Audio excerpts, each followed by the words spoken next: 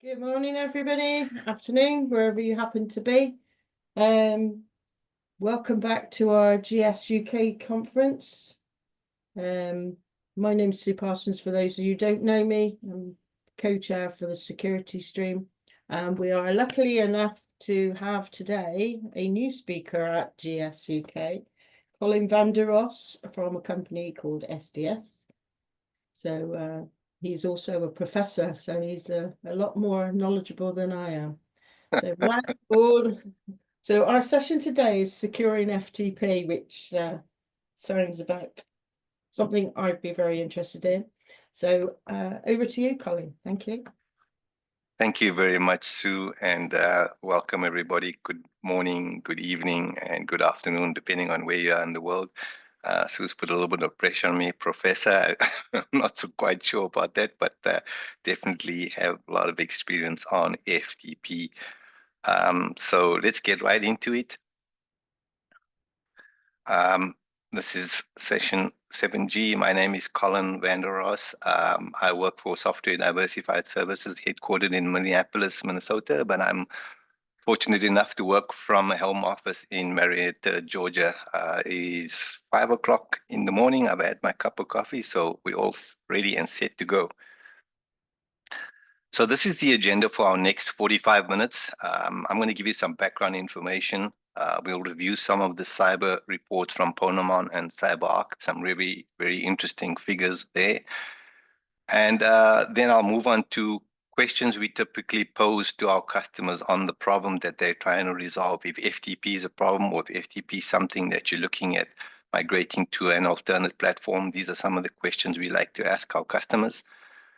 Then review some of the FTP vulnerabilities. I think most of these are pretty obvious, so we'll go briefly over those. And then to the thrust of our presentation on the options on how you can secure FTP.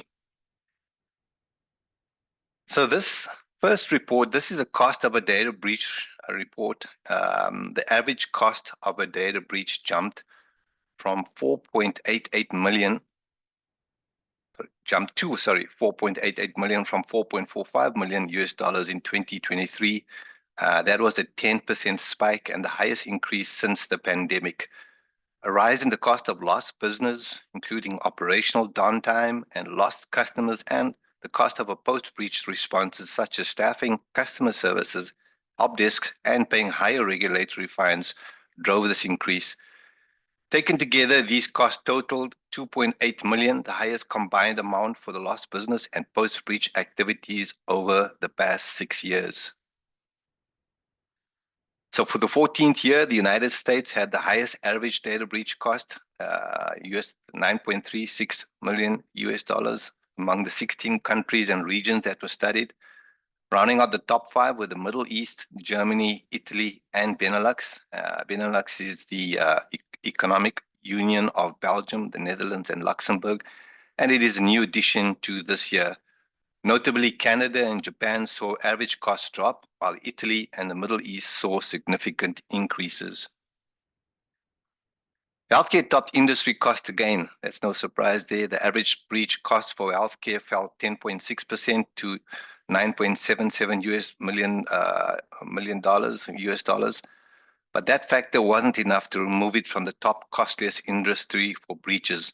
They spotted health since 2011. The average time to identify and contain a breach fell. The mean time it took to defenders to identify and contain a breach dropped to 258 days, reaching a 7-year low compared to 277 days the previous year. So this particular report is from a different source. I thought this was very interesting. That's why I put it into my presentation. This is from the Security Landscape Report from CyberArk. The identity related is the new attack method metrics. 99% of attackers have adopted AI, which is not very surprising. 72% of organizations are confident that the employees can identify deep fakes of their leaders, which is very encouraging. And these new identity information is also very interesting. I know here at STS, we have to go really through these quizzes where you have to go through to make sure that you can identify some of these deep fakes and some of these emails. So definitely stuff. I know a lot of customers are going through this to try and obviously prevent customers on clicking on links that they shouldn't be clicking on. So in the unfortunate event, if your company has been breached, there are very high penalties and a cost for the breach. How you regain the loss of customer trust, reputational damage. In fact, this is no longer something you read about in the news. Just recently, it's actually late last year, I received information from my cell phone provider that there was a breach, which made me reconsider whether I want to stay with the service provider. I also attended a recent webinar, and there were some very good stats on breach related to ZOS. They had post-breach stats on the legal costs that stacked up for customers a few years after the breach, and those costs were very astronomical. So some very good information there. Let's move on to the next topic of my presentation. What is the problem you are trying to solve? And like I said to you, these are questions in daily discussions with customers that are looking for alternatives to FTP. Here are some of the questions we like to ask our customers about FTP. Is FTP a problem or concern at your site? What are your long-term plans for FTP? Have you been mandated to move FTP? Have you even been clear direction as to what the next technologies that you'd like to exploit? If so, do you have a plan in place to migrate? What will be the impact to your organization if you do migrate? One question I always like to ask people, and this is because in customer environments, there's so many things that happen in the background. I think although a lot of things have been locked down especially in customer environments or in user environments, how can you identify what FTP transmissions are kicked off by automated scripts, by people that have been doing their own thing for years, and suddenly now you move off that technology? Are you going to be able to identify some of those processes? Do you have an available manpower for a migration effort? Sometimes an undertaking like this may require more than just one person or a team, maybe 2 or 3 persons dedicated to this project. So you will have to have some resources to identify and go through this particular process. Also, how can you identify which users and batch jobs are using FTP? I know some of the customers I work with, FTP is firmly entrenched in their batch environment. On a daily basis, it's getting invoked, sending files all over their intranet and even sometimes outside of the internet. Obviously, that's not recommended with FTP. Can you identify which files are being stored and retrieved from the mainframe? Then again, is data in motion your only concern? What about data at rest? Those are all legitimate questions we like to ask people just to get them thinking on what their long-term plan is. And then lastly, if you do migrate to an alternate solution, how do you remain compliant? You've got to obviously maintain the software, make sure that you stay abreast with fixes, PTFs, and ciphers are upgraded when it is required. So certainly things that we like to ask customers and make them think about when they are undergoing this particular process. So let's discuss very briefly some of the FTP vulnerabilities. So I thought I would jump on the bandwagon again, and I asked AI a few questions. I think of these are just pretty obvious, but for those of you that did not know, and FTP has been around for a very long time. In fact, 1971. I'm not sure who's on the call this morning or this afternoon, but 1971, I think there might be some attendees here that maybe were not born, but that just gives you some context as to when FTP was invented. And again, just to give it some context, I thought that some light-hearted information back in 1971. You can see some information I pulled from the internet, the average cost of a first-class stamp, average income, the world population, some of the 70s slang, some of those I do recognize on television.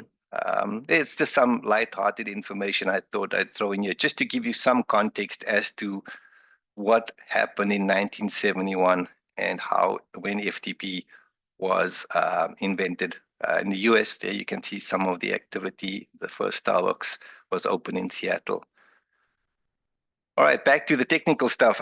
The next thing I asked FTP or AI is FTP vulnerable? And I got a fairly straightforward answer on this particular one. Yes, FTP is vulnerable to many security risks. And there you can see some of the reasons why FTP is vulnerable. It is unencrypted, brute force attacks, port stealing, anonymous FTP, lack of control, some of the other things that AI kicked out there as to why FTP is vulnerable. Then I asked AI, should you still be using FTP? And again, an emphatic no, you should generally not be using FTP anymore, as it is considered highly insecure due to the lack of encryption. Key reasons to avoid FTP, and you can see some of the key reasons. So very straightforward information. I think for the most part, people do realize that FTP is a clear text protocol, and they need to make use of a different mechanism if you want to get to a more secure way of sending files between yourselves and customers, and also on your internet. I think one other vulnerability to be aware of is anyone with read access also has transfer out access. So once downloaded, the subsequent dissemination of that information cannot be controlled. Again, something that you should be thinking about. And in truth, FTP has been around for a very long time. 1971, the technology is robust. Boy, it's got some nice extensions. It works really well. It's pretty reliable. It has endured, but it fails to meet all of the requirements for the modern business enterprise, and it does need some help.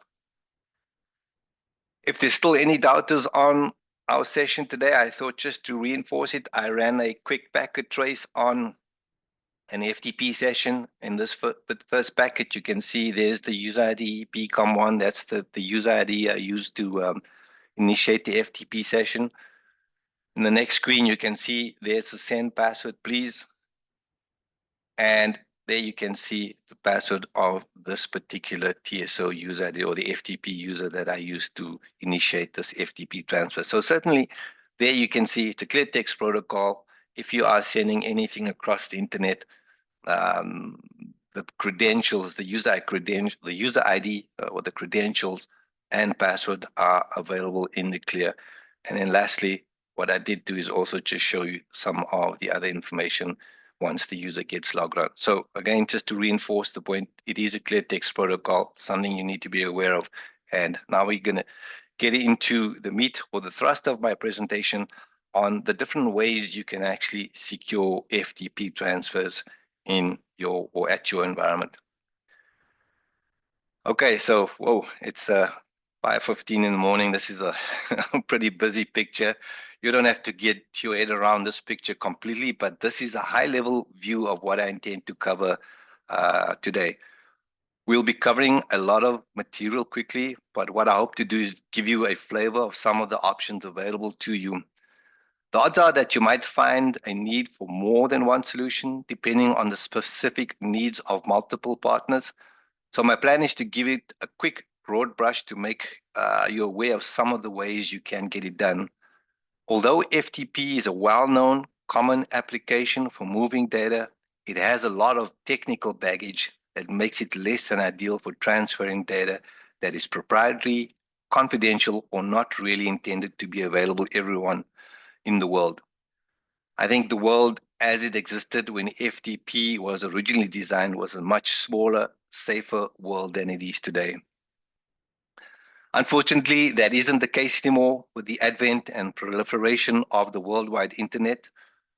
The playing field has gotten much larger. It's provided us with a great wealth of opportunities, and unfortunately, few opportunities come without some cost. Privacy is normally one of the first casualties of accessibility. That is, unless you are willing to make the necessary adjustments to protect your data. So let's talk a bit about some of the methods and tools commonly available to resolve the privacy problem. Each of these methods we'll be reviewing has its own set of benefits and also has its own set of complications and limitations. So my plan is, after a brief description of the concept, we'll have a look at the pros and cons of each solution. So this is the high-level diagram. It gives you a quick look at what the alternatives, and I'll be talking about this morning. So let's break it down a bit. Firstly, we'll talk about good old FTP and when it fits the bill. Then we'll move on to leveraging what you're probably familiar with. A lot of customers I know use this protocol, FTPS, and how it might be used in the right environment. We'll continue by discussing some other technologies that might make sense when you need to share data with your partners who are using a different platform. This is taking advantage of FTP over an SSH encrypted tunnel. This is a bit of a hybrid, providing a bridge between what's already in place and the encryption features of the SSH protocol. Then we'll leave FTP behind for a moment and start talking about using the SFTP or Secure FTP protocol, which is an integrated part of the SSH environment. What we've been seeing, this has been what a lot of customers have been going for, SFTP, migrating their batch jobs, moving on to SFTP. This seems to be the one that customers choose. However, there are one or two other options that I'll just go to the next screen, an FTP to SFTP. So this is also another one. If you've been investing in FTP for years, as I mentioned earlier, it's scattered throughout your batch jobs, but your auditors come to you and they say you have to use SFTP. Now what? Well, we'll revisit the FTP and how you'll be able to marry your existing investment to the new requirement with limited effort, without all the hassles of conversion and without having to build all of the bridges yourself. So there are also some technologies that are not really file transfers oriented, but you might already have them in place that may provide the necessary security between you and your trusted partners. We'll discuss VPNs very briefly.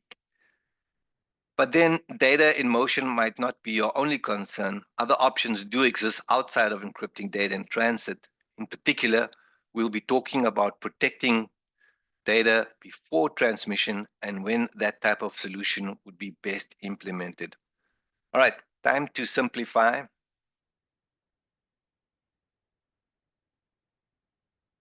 And let's start with good old FTP. So one of the biggest advantages to using FTP is that it's already available in so many places. ZOS, Windows, Unix, Linux, you name it, usually comes with the FTP ready to go. The client side is nearly always ready to go out of the box. The server side, maybe just with a little bit of, is usually pre-installed with a little bit of configuration and customization, you can be up and running. In addition, since it's been the de facto standard for such a long time and no one wants to be left out, it usually comes with the appropriate extensions to make it work well on that platform that it's been delivered with. For example, the ZOS FTP server and the client handles MVS or ZOS datasets without skipping a beat. EBCDIC to ASCII conversion is ready to go. Even the JS support is available for submission of jobs and extraction of reports. What are the cons? FTP doesn't handle privacy and security very well, as we mentioned. FTP is a clear text protocol, and any eavesdropper on the line can see user ID and passwords. The data files themselves in a closed, secure environment, that can save a lot of hassles, but that type of inherent guarantee is more the exception than the rule in today's networking environments. So to address the issues that have already been, there have already been lots of network precautions taken or put in place, such as firewalls. Firewalls are intended to let safe traffic pass while blocking suspect connections. That is a good plan. Difficult to implement, though, particularly when it comes to FTP. For those of us that have worked at FTP and installed it, FTP is a bit of a strange protocol because it was designed around having two connections. One for commands, which is the initial pathway, and second for data when the transfers are underway. So this particular diagram gives you a basic idea of what a standard active FTP session might look like.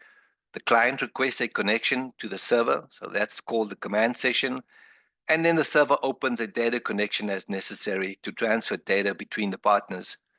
The FTP protocol was designed around a trusting relationship. Both participants in the communication were oblivious to the rest of the world. But as we know, as the world got to be a more open, less safe place, precautions were put in place. A conventional approach was to place a firewall between the intranet and the rest of the world. So those on the inside were trusted and were given permission to talk to whoever they like, but those on the outside were not permitted to start the conversation with someone on the inside. That caused a problem for an active firewall session. So what happened was the initial command connection would work fine, but when a transfer started up, the firewall would block the new connection coming in from the outside. So what did they do? A passive mode was added to help deal with this particular security problem. In passive mode, the client would indicate its intention to the server, and if the FTP server was configured to support passive mode, the server would start a listener on an ephemeral port, so that's a dynamic port grabbed from a pool of available ports, and then pass that port number to the client on the command connection. The client could then initiate the second data connection, and the file would allow the transfer to work. Basic firewall setup now work, but sometimes this basic setup was not as secure as might be desirable. Limiting access to the outside world can be desirable for many businesses in many cases, but this caused a problem for the second connection on the ephemeral port, which is not defined as an acceptable port to the firewall.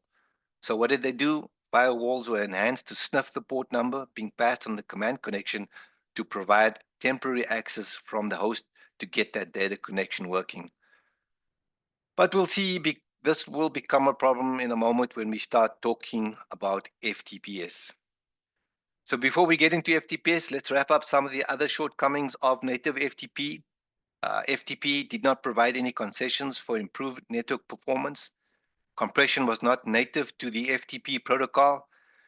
There is a Mode Z extension that is available in some implementations, but you cannot count on it always being available. FTP also did not provide any application level checksum to verify the integrity of the data. It relied on the TCP checksum, which provided some minimal checking, but that could be easily fooled. I think in most custom environments, we can all agree network reliability has come a long way, but it's still not flawless. If you need to know that your data was transmitted accurately, FTP does not provide the level of confidence that you may desire. So when is FTP still a good time? When would it be appropriate to still use FTP? I think FTP can still be useful when privacy and integrity are less important than easy access. For example, if the data that you're sending is public knowledge and there is some room for inaccuracy, then FTP might make good sense. Since FTP is familiar and already available in most cases, it can be used effectively. Keep in mind that native FTP, not only data, but also user ID and passwords are being sent in the clear. So anyone sniffing that traffic might be able to get access to the information that you might consider confidential. You may want to use it on the internet because it's already available and well known, but keep in mind user IDs, like I said, and passwords are easily sniffed using tools that are freely available on the internet. I think a quick internet search for data theft by employees might be an eye-opener. Statistics as high as 80% for data theft being perpetrated by employees can easily be found. So I think in the end, far too many things are being done via FTP, and a review of what really is going on is very often the best place to start in your environment. Let's move along. Let's talk about FTPS. I think FTPS over SSL is very widely used. It's very similar to native FTP. The command syntax is the same. The protocol is the same. With a bit of configuration and encryption, it can be added to what we've come to know and love. I think, as I mentioned, a lot of customers do make use of FTPS. In the ZOS arena, FTPS is already available as part of the base FTP offering you've already installed.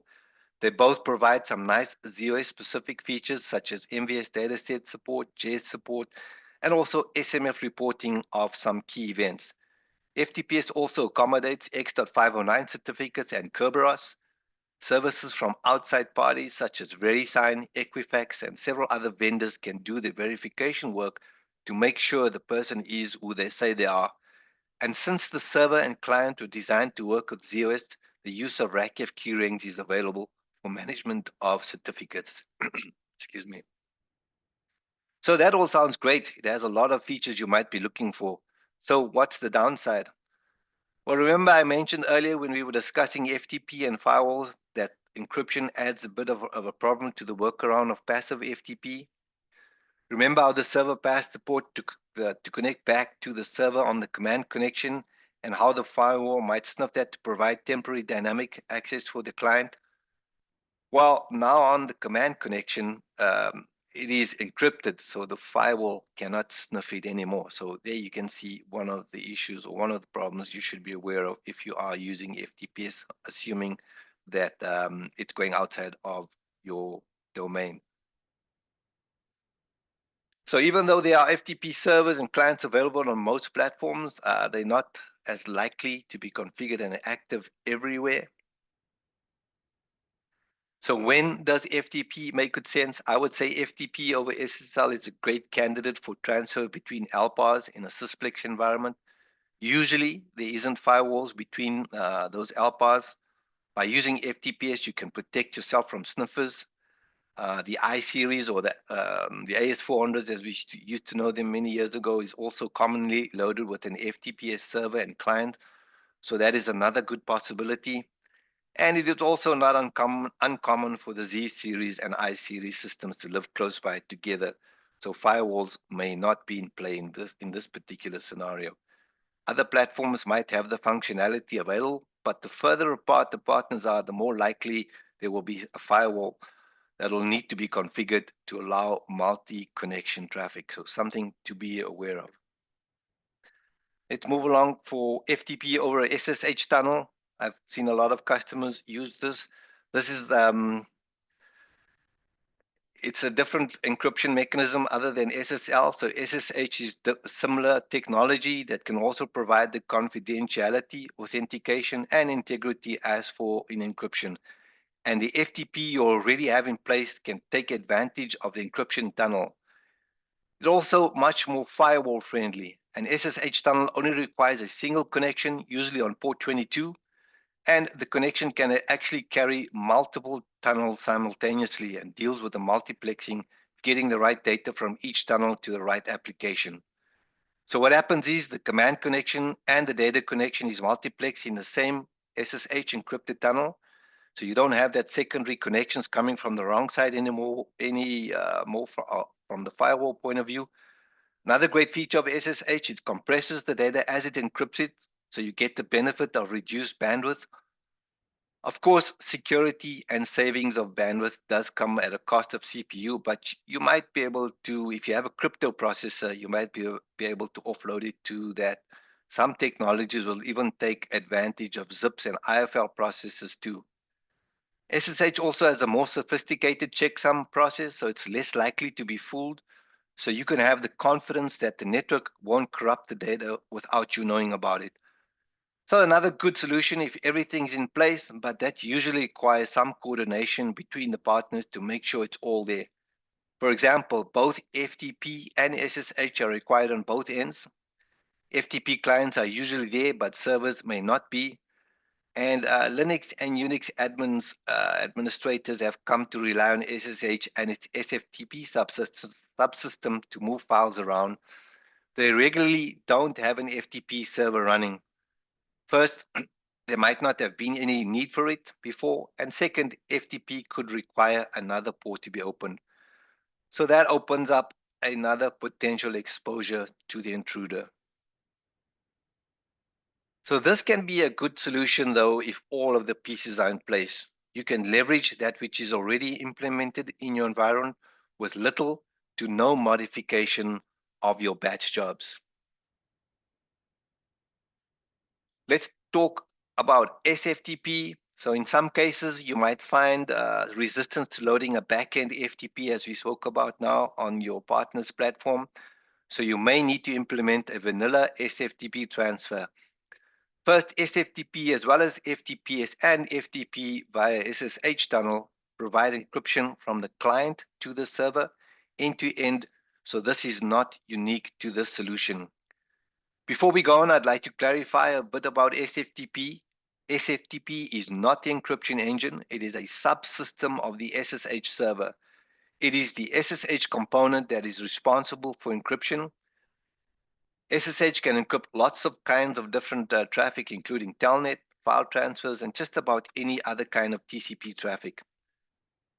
SFTP simply is the add-on that makes file transfers more convenient to run through the SSH tunnel.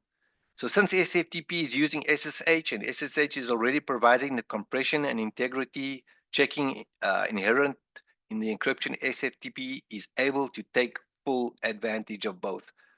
One of the biggest advantages of SFTP is that it is semi-ubiquitous. I say semi-ubiquitous because it's almost always available on Unix and Linux platforms. But depending on what version of Windows you may be running, there might not be the present available, and also not so much on ZOS. You generally have to install something on these platforms to add the support. There are free solutions, and for a free solution, the free solutions will get you part of the way there, but there are also usually some significant limitations involved. Base SFTP, for example, does not provide EBCDIC to ASCII translation. Some of the SSH offerings available for ZOS have extensions to add this type of support, however. And in addition, access to MVS datasets. So if you perhaps sending in from a remote system from Windows and you want to put it directly into a ZOS system, ZOS PDS or one of those file systems, that is a limitation. You have to store it in a ZFS file system and then do some sort of manual copy to get it into a MVS dataset. Also, the ability to offload encryption to the crypto processor, that is another feature that can be important. Fortunately, these are also, like I said, available for a fee solutions. So you want to review what your needs are before deciding on the right solution for your environment. So what else do you need to be aware of? Well, the SFTP syntax is similar, but not the same as FTP. So there might be a bit of re-education required for your users. All the solutions we discussed thus far are only designed to protect your data while in transit between sites. But once it reaches the other end, the data might be a free-for-all. So later we'll be discussing some of the options you are looking for to maybe protect data beyond transmission. When would be a good time to make use of FTP? The common uses, if you are interested in disseminating data to your Linux farm or your partners are using Linux or Unix, this might be a great option for you. What we hear from a lot of customers we talk to, they've been told that they need to stop using FTP and start using SFTP. And that's about the only direction they've been given. I think if the real goal is encryption, any of the previous solutions I spoke about should suffice, other than plain FTP, obviously. If the goal truly is to implement SFTP, then this solution might be necessary. However, there might be another solution that will make the conversion from FTP to SFTP more painless. So let's talk about FTP to SFTP conversion. This solution is very popular with some of our customers. The solution provides a bit of a trick to building the bridge to ease that FTP to SFTP conversion.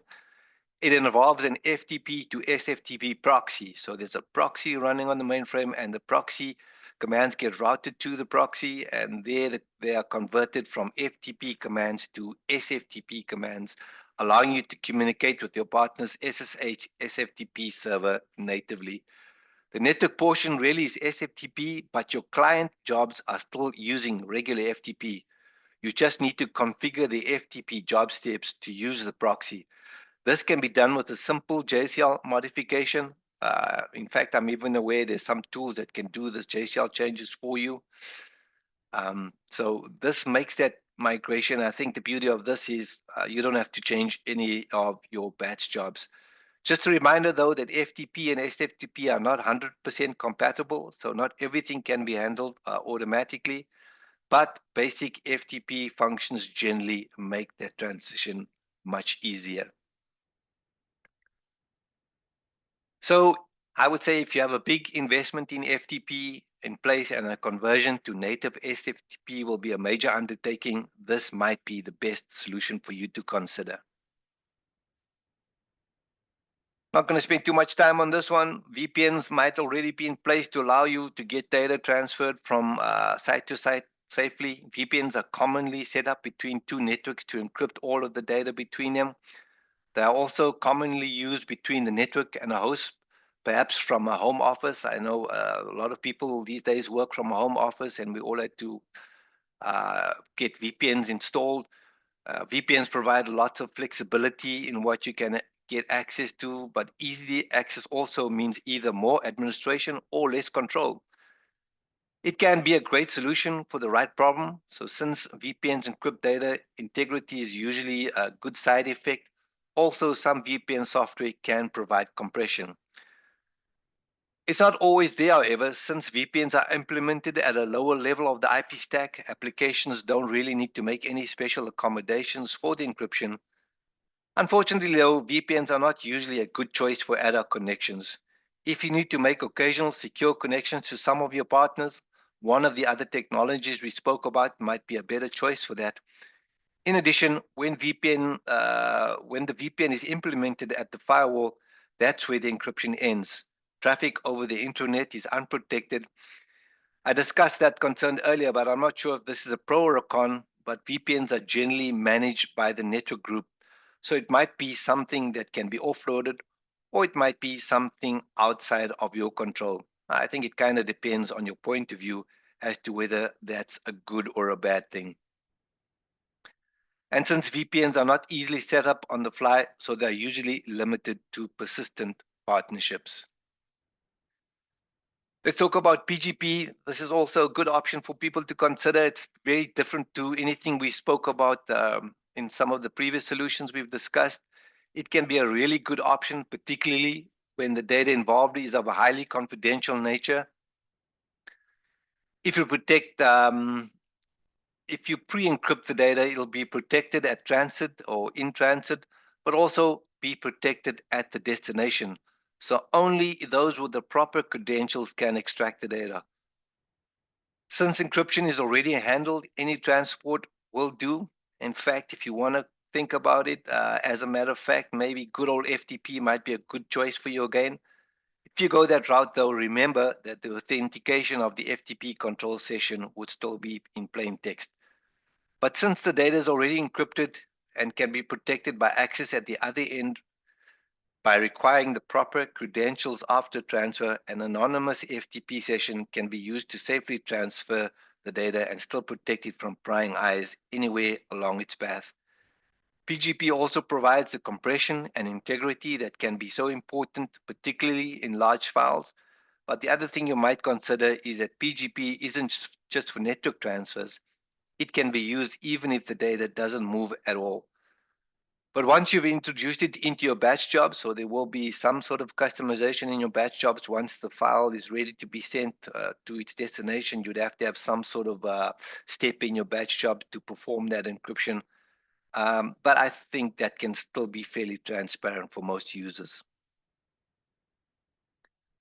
So as I mentioned, this can be a really good solution when you're concerned about more than just prying eyes on the internet. PGP can be useful for encryption, even when network transfers aren't involved. But in some cases, the network is involved, but controlling the network is outside your domain. Firewall admins sometimes can be a little bit finicky about allowing traffic they're not comfortable with, or they might have other tasks that are higher priority than yours, at least in their eyes. So since PGP can be used over any transport, you can take back control of your data. Okay, so hopefully this mess, that initial diagram, isn't quite as confusing anymore. We've discussed lots of possibilities, and the reality is that it's not likely that any one of these solutions will solve all of your needs. You'll probably come up with a mixture of different solutions. I think finding the right technical partner to help you identify the problem and what solution best fits your specific puzzle can save you lots of time and also your company lots of money. So let's summarize the session. I think, how am I doing for time? I've got 5 minutes, so we're doing great here. The question is, what is it, in summary, what is it that you wish to accomplish? What is your end goal? Is your end goal to eliminate FTP completely? Are you trying to maybe run a hybrid solution where you have more than one protocol running in your environment? Perhaps there is still some way in your environment that you might want to use FTP, maybe in your intranet. So what is it that you wish to accomplish? What is your end goal?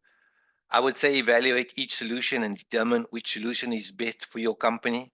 As we mentioned here, it might not just be one solution, it might be a few solutions that you might need to consider. I worked with a customer recently. They decided to go the SFTP route completely, so they eliminated the FTP server on their ZOS helpers. That required them an extension, an extensive migration where they had to convert all of their batch jobs to SFTP command syntax. There was a bit of a re-education for users. Fortunately, it wasn't a very big customer, but they were able to achieve their end goal. So definitely something that they thought was appropriate for their environment. Have a test plan. Definitely know exactly what you want to test. Test and retest. I know I used to work for a very large bank, and we used to have our own little sandbox. Even although you can test as much as you want on a sandbox, sometimes when you roll out to a production or development environment, you may pick up problems that you didn't, or you may, have problems that you didn't pick up in your test environment. So make sure you test thoroughly. Make sure you identify all of those batch jobs that need to be converted if that's the route you're going to go. Then implement one or more of these solutions, depending on what your requirements. And then once that is done, I don't think we can sit back on our laurels. That is, regular audits need to be performed to make sure you're compliant, make sure that you stay abreast of the technology. These days, depending on what you're running, vendors are pretty diligent about getting new fixes and PTFs out to customers. Also, with the introduction of all these new cyber computers, all these computers can break down ciphers. We need to make sure that you stay abreast of all of the new ciphers that gets rolled out. So certainly a lot of information to think about, but I hope you found this presentation valuable. I think lastly, Sue, I'm gonna hand it back over to you, but that's pretty much my presentation. And if you want to evaluate my session, this is where you need to go for your feedback. So thank you for your time. And Sue, I'm going to hand over back to you. I wasn't really looking at the chat box. If there's any questions, we can fill them now. If not, people can have some coffee. Thank you very much, Colin. It's quite enlightening. Anybody else have any questions before you all start disappearing? And don't forget your feedback, please, if you could, for session 1G today. No, nothing at all. Thank No you, Sue. problem. Appreciate All it. right. Thank you very Time much, for another Colin. cup of coffee. Yeah. Okay. Have a great day. Thank Bye-bye. you. Bye-bye.